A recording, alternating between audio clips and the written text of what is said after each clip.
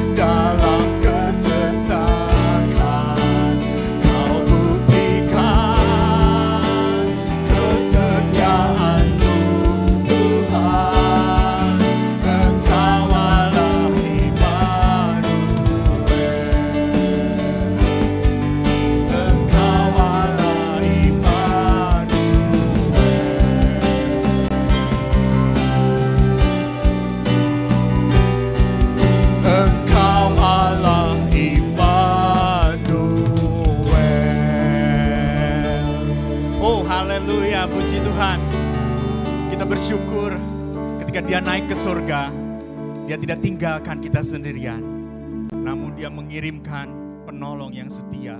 Allah Immanuel, Allah selalu beserta dengan kita. Kita akan pujikan pujian yang kedua. Oh haleluya, terima kasih Yesus, terima kasih.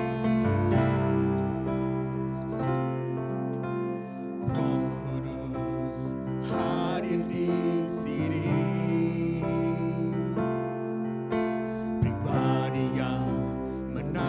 Dan suci, ku rindu mendekat, mengerti hatimu, berjalan dalam kehendak-Mu. Roh Kudus manis dan lembut, penolongnya sejati dan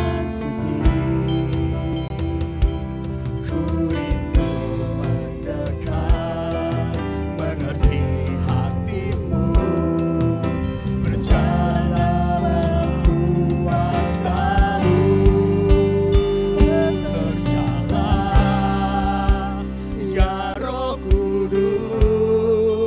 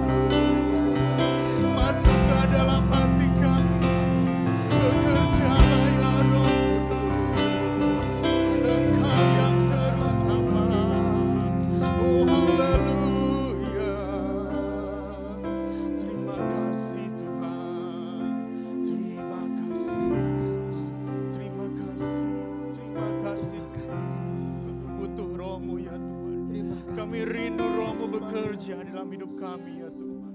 Terima kasih Yesus, terima kasih. Inilah kerinduan kami ya Tuhan. Haleluya. Terima kasih Yesus. Terima kasih Yesus. Haleluya.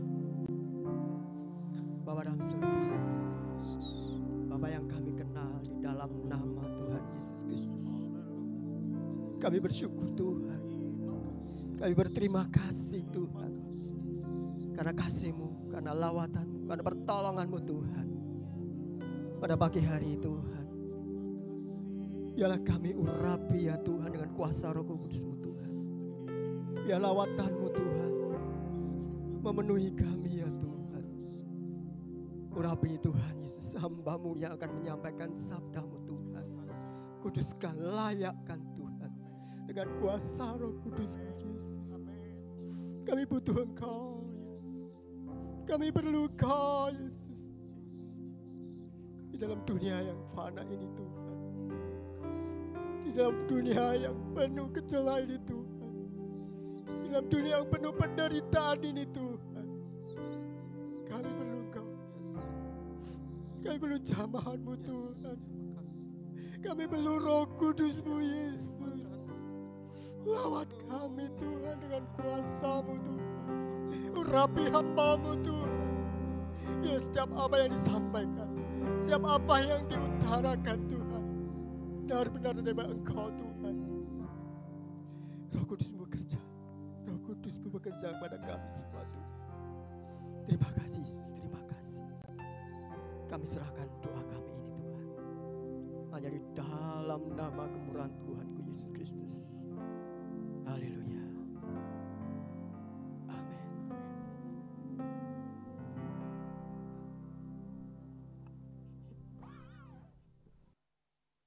Shalom Bapak Ibu sekalian yang kami kasih dalam Kristus. Kiranya kita nikmati hadiratnya dan lawatannya pada saat ini. Puji Tuhan. Untuk bulan ini tema firman Tuhan adalah Roh Kudus penolong setia. Tapi pagi hari ini saya dapatkan bagian yaitu tentang Roh Kudus terlibat dalam kelahiran dan kehidupan Tuhan Yesus. Nah, kita akan lihat segera firman Tuhan secara tentang keterlibatan Roh Kudus dalam kelahiran sampai pada kehidupan Tuhan Yesus. Kita baca dalam Matius pasal yang pertama, ayatnya yang ke-18, demikian bunyi firman Tuhan. Kelahiran Yesus Kristus adalah sebagai berikut. Pada waktu Maria ibunya bertunangan dengan Yusuf, ternyata ia mengandung dari Roh Kudus sebelum mereka hidup sebagai suami istri. Ayat ini mengatakan waktu Maria dan Yusuf sedang bertunangan, mereka belum sebagai suami istri, tapi dikatakan oleh ayat ini, Maria sudah mengandung, tapi mengandung oleh Roh Kudus. Bapa Surgawi saat itu mempersiapkan bagaimana menebus manusia. Dia persiapkan Yesus untuk mati, menggantikan manusia supaya manusia bisa ditebus dan diselamatkan. Lalu dia mencari orang yang cocok untuk tempat Yesus turun. Akhirnya dia jumpai Maria. Dia kirim malaikat untuk menemui Maria dan berdialog. Maria kaget sekali. Dia senang waktu dikatakan engkau dikasihi Allah, Allah berkenan padamu. Tapi waktu dikatakan engkau akan mengandung dan kemudian melahirkan anak, dia kebingungan. Karena apa nanti kata orang, apa nanti kata calon suami saya, bisa-bisa dicerai. Tapi Maria lebih mementingkan apa kehendak Bapa daripada kepentingan pribadinya. Dia menyanggupi, baiklah jadilah kehendak Bapa. Dan akhirnya kita jumpai Yesus dikandung Maria.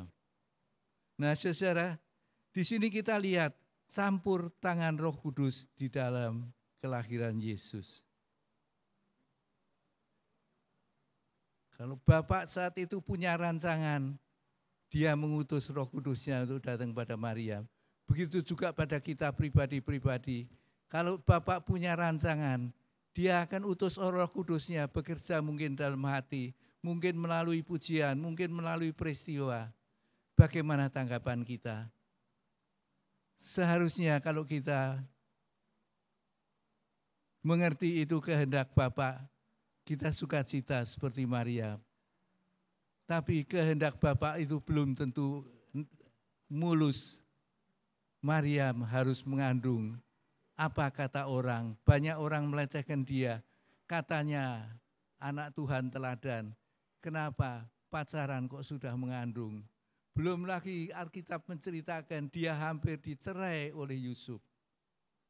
Tapi dia mengutamakan apa yang menjadi kehendak Tuhan lebih daripada kepentingan pribadinya. Poin pertama,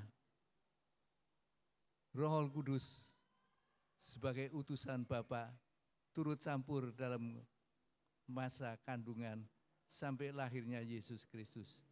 Yang kedua kita baca dalam Lukas pasal yang ketiga, Lukas pasal yang ketiga,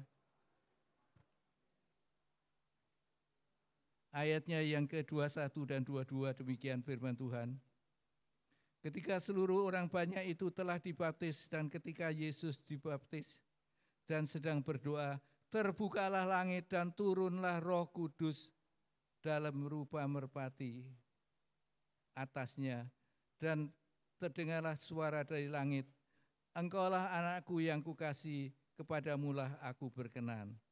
Dikatakan saudara, pada saat Yesus sedang dibaptis, langit terbuka dan turunlah Roh Kudus berupa burung merpati. Saudara, yang kedua, kalau pertama tadi waktu lahir, yang kedua, pada saat dia mau dibaptis, Roh Kudus turun. Baptisan saudara, baik yang kita lakukan sekarang, ini tidak jauh berbeda dengan baptisan Yahya. Dan orang sering juga menyebut baptisan Nuh.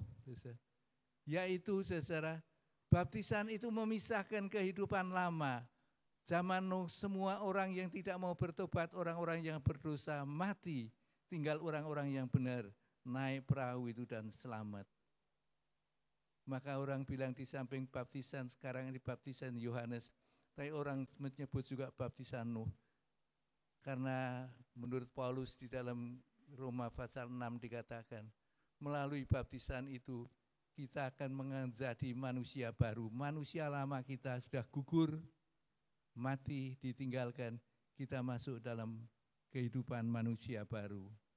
Saudara, nah, untuk terlibat menjadi manusia baru, kalau kita ingin hidup kita berubah dari hidup yang tadinya masih senang dosa, lalu ingin hidup berkenan di hadapan Tuhan, mau tidak mau harus kita tunduk dan minta pimpinan Roh Kudus. Amin, saudaraku. Ini yang kita butuhkan. Jadi di samping saat Yesus lahir, pada saat Yesus dibaptis pun, Roh Kudus turut campur, intervensi di situ. Dan itu pun akan berlangsung bagi kita, anak-anaknya. Sekarang kita lihat yang ketiga, keterlibatan Roh Kudus. Dalam Matius pasal 4 ayat yang ke-1, Matius pasal 4 ayat yang ke-1, ayat yang sudah sangat terkenal, kita baca bersama-sama. Maka Yesus dibawa oleh Roh Kudus ke padang gurun untuk dicobai iblis. Roh Kudus membawa Tuhan Yesus ke padang gurun untuk dicobai iblis. Di sini kita lihat, Roh Kudus mimpin Yesus masuk dalam pencobaan sebagai ujian untuk sebentar akan melayani pekerjaan Tuhan. Jadi untuk melayani pekerjaan Tuhan yang sebentar akan Yesus kerjakan, Yesus perlu menghadapi ujian dari Bapa dan menghadapi godaan dari iblis. Godaan itu cukup berat juga, karena di dalam Alkitab diceritakan, Yesus kemudian setelah 40 hari berpuasa, dia tidak makan, dia tidak minum, lalu iblis mulai menggoda. Godaan pertama datang adalah untuk dia cepat-cepat makan saja walaupun belum ingin makan dan belum waktunya makan. Iblis tahu kalau Tuhan Yesus sangat kelaparan, 40 hari 40 malam tidak makan. Iblis menggoda, jadikanlah batu ini seling gitu, nanti kan jadi makanan. Kau makan, engkau tidak akan kelaparan lagi. Tapi Tuhan Yesus tidak mau. Dia katakan, bukan oleh roti manusia boleh hidup, tapi manusia hidup oleh firman Tuhan. Tuhan Yesus, saudara, menang atas godaan iblis, lolos dari ujian-ujian yang sedang dilakukan. Bagaimana dengan kita, saudara? Iblis juga sering menggoda. Saat kita lagi berpuasa, saat kita lagi ambil waktu bangun pagi untuk mungkin berdoa atau baca firman, ada saja sering goda-godaan yang muncul. Pada saat kita mau melawat orang yang sedang dalam keadaan susah, atau pada saat kita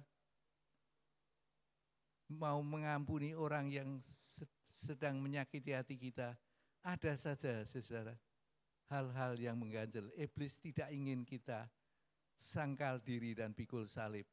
Padahal pengikut Kristus harus. Yesus juga tidak ada nyuruh dia puasa 40 hari 40 malam. Tapi dia lakukan itu.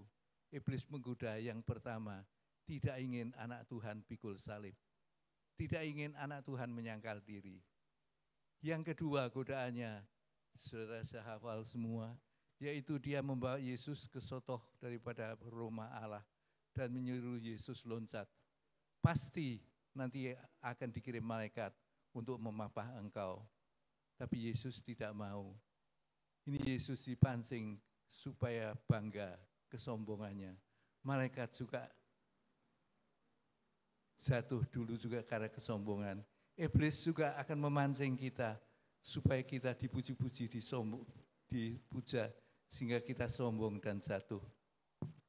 Yang ketiga, godaan atau ujian, yaitu kalau engkau mau menyembah aku, seluruh dunia ini, harta ini aku serahkan padamu. Mengenai harta, tapi lagi-lagi Roh Kudus menguatkan dan memberi hikmat pada Tuhan, dan iblis diusir. Di sini kita melihat, saudara, orang yang mau terlibat pelayanan. Terlibat pelayanan tidak berarti pelayanan mimbar, tidak di mimbar pun. Kita bersaksi, kita pelawatan, kita seki tertentu, kita melayani. Kita butuh diuji. Diuji oleh Tuhan. Kalau oleh iblis digoda, dicobai. Dan kita akan lolos karena pertolongan Roh Kudus. Oleh karenanya sangat penting pertolongan Roh Kudus. Dan dalam kisah 1 Korintus pasal yang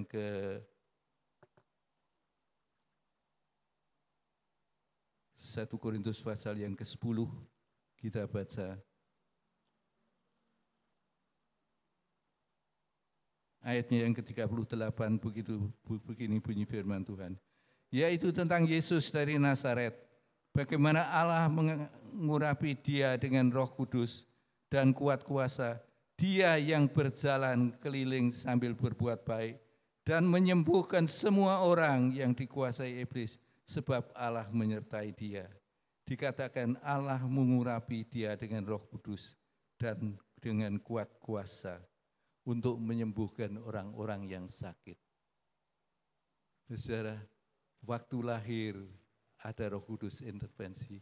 Waktu baptis, pengen hidup baru, Roh Kudus ikut menolong.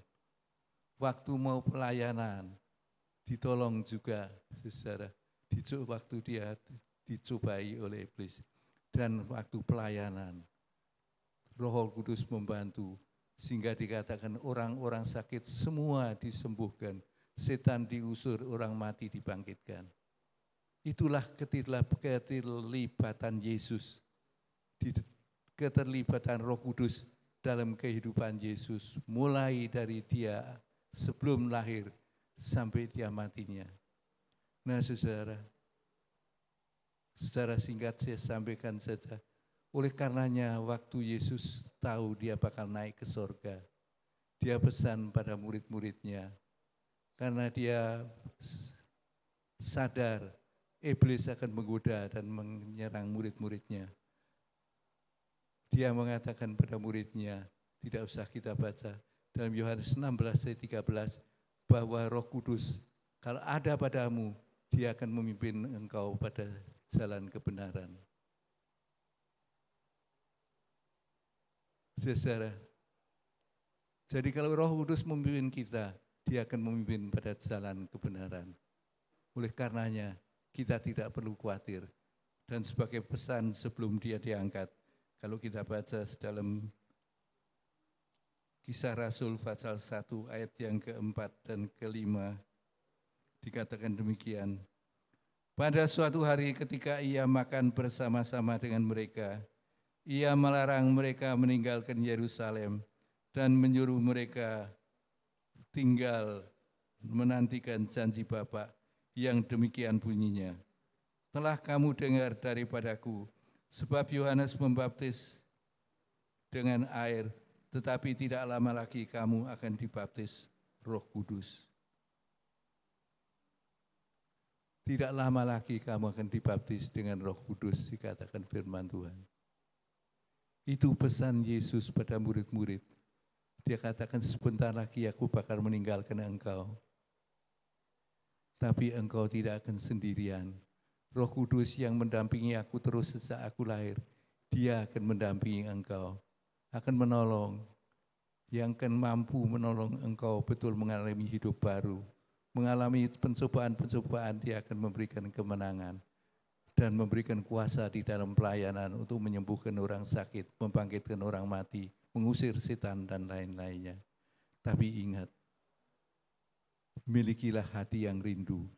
Jangan tinggalkan Yerusalem. Keluargamu, pekerjaanmu tinggalkan. Tapi Yerusalem, untuk kamu berdoa jangan kau tinggalkan. Itu pesan Yesus, saudara.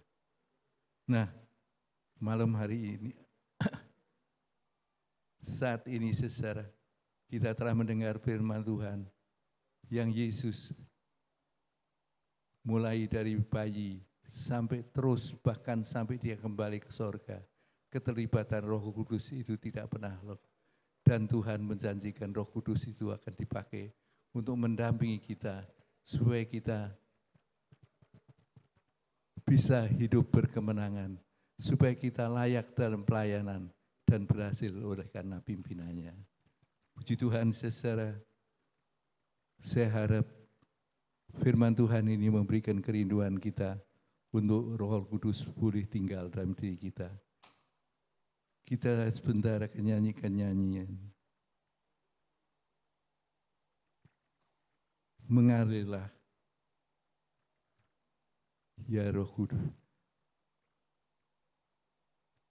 bagaikan tanah gersang, tapi kita nyanyi refrennya saja.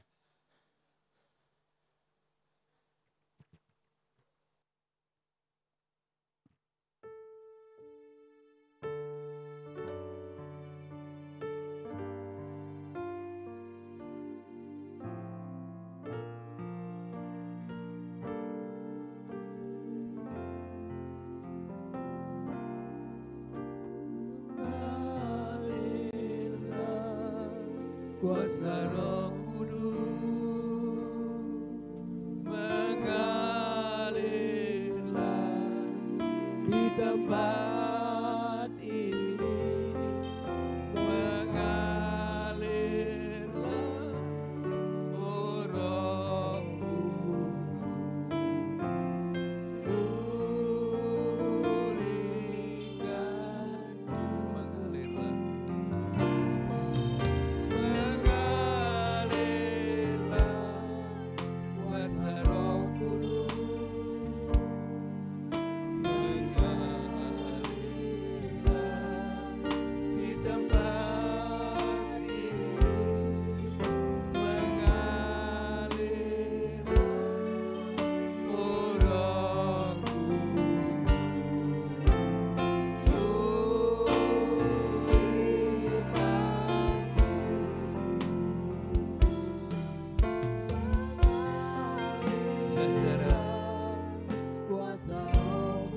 hati seperti tanah kering yang membutuhkan siraman air.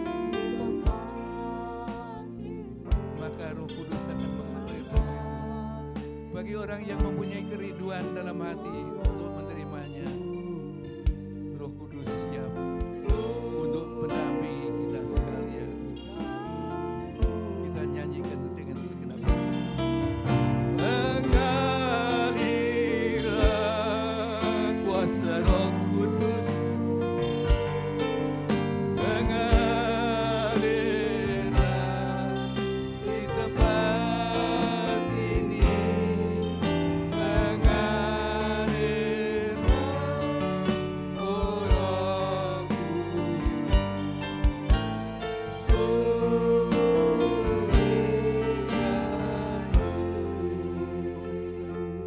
Terima kasih Tuhan.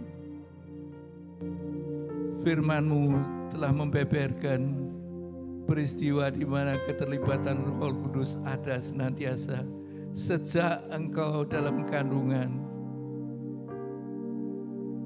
Dia adalah rekan seperjuangan-Mu yang luar biasa. Dan Engkau menjanjikan pada murid-murid, apabila aku tidak kembali ke sorga, maka roh itu tidak dikirimkan. Tapi kalau aku kembali ke sorga, maka aku akan minta pada Bapa untuk mengirimkan roh itu, dan roh itu akan turun atasmu. Dan saat ini roh itu ada di tengah-tengah kita sekalian. Tinggal hati kita mau dan rindu terbuka atau tidak. Kalau hati kita seperti tanah yang rindu aliran air, maka dia akan datang meresap dan masuk. Haleluya, haleluya. Bapa kami yang ada di dalam surga, kami bersyukur, berterima kasih atas kasih kemurahan-Mu. Roh yang luar biasa, Roh Kudus itu Engkau sediakan bagi kami anak-anak-Mu yang lemah, yang banyak kekurangan ini. Untuk menopang kami Tuhan, supaya kalau kami digoda setan, kami tidak terjatuh. Supaya kalau kami melayani Engkau, belajar Tuhan melakukan kehendak-Mu, kami berhasil. Supaya manakala kami ingin mengalami hidup baru yang benar-benar baru, kami boleh mengalami dan mengalami kemenangan-Mu. Terima kasih Tuhan. Berikanlah kami hati seperti Maria, lebih mementingkan kepentingan Tuhan daripada kepentingan sendiri. Dan akhirnya itu tidak rugi. Walaupun mungkin ada kalanya rugi sebentar, tapi itu tidak rugi Tuhan. Terima kasih Tuhan. Kiranya firman-Mu boleh masuk dalam hati kami, dan kami memiliki hati yang rindu untuk menerima Roh Kudus-Mu. Dan sekarang Tuhan, mari kedangkanlah tangan-Mu, tumbangkan atas kami satu persatu. Alirkan berkat dan kuat baru-Mu. Sebentar kami boleh mengakhiri pertemuan ini dalam kasih dan kemurahan-Mu, dalam penyertaan-Mu, dalam pimpinan-Mu. Oleh karenanya saudaraku, kiranya berkat dari Allah Bapa, kasih karunia dari Tuhan Yesus, serta persekutuan Roh Kudus yang memimpin dalam jalan kebenaran senantiasa akan menyertai kita sekalian, mulai saat ini sampai Tuhan datang kembali. Dalam nama Tuhan Yesus Kristus. Amin. Tuhan Yesus memberkati.